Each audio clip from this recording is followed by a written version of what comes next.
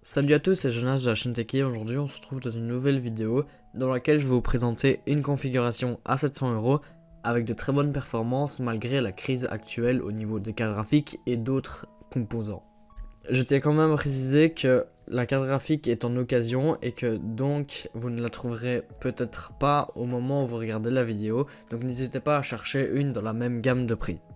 Commençons directement avec le processeur, un Ryzen 5 2600X à 200€. C'est un très bon processeur, 6 cœurs, 12 threads, avec une très bonne fréquence. Donc je vous le recommande fortement, surtout pour du gaming et surtout encore plus à ce prix-là. Passons ensuite à la RAM, 16Go de DDR4 à 2666 MHz. C'est de la G-Skill en dual channel, donc franchement je vous la recommande même si vous faites une autre configuration. Continuons avec la carte mère, une MSI B450 Gaming Plus Max à 65€, une bonne carte mère avec laquelle vous pourrez faire des upgrades dans le futur si vous le voulez. Passons maintenant au SSD, un Western Digital Blue 1TB, c'est un SSD M2 très rapide qui sera très bien dans cette configuration. Passons maintenant à l'alimentation, une Corsair 80 Plus bronze 550W, une très bonne alimentation à un prix vraiment correct. Très bien pour cette configuration et même d'autres ayant besoin de ce wattage ou même supérieur, cela dépend du modèle. Passons maintenant au boîtier. Alors d'habitude je prends un boîtier de plutôt basse qualité, dans le sens je prends souvent des boîtiers à 20€ pour faire place aux composants. Ici j'ai pu prendre des bons composants mais aussi un bon boîtier.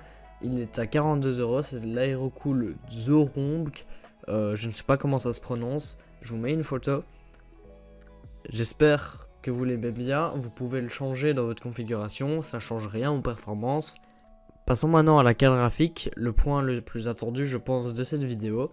C'est une GTX 1060 overclockée de base, 3Go. Donc on aurait pu avoir le modèle 6Go mais c'est beaucoup plus cher, aux alentours de 200€ et ça aurait dépassé le budget de la vidéo.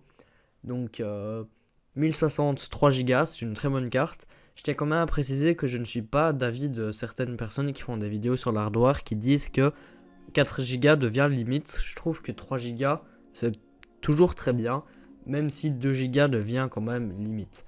Donc pour moi c'est une très bonne carte et ça restera une très bonne carte pendant encore un bon moment, c'est pour ça que je vous la présente. Donc voilà pour la carte graphique, j'espère que je ne vous ai pas déçu.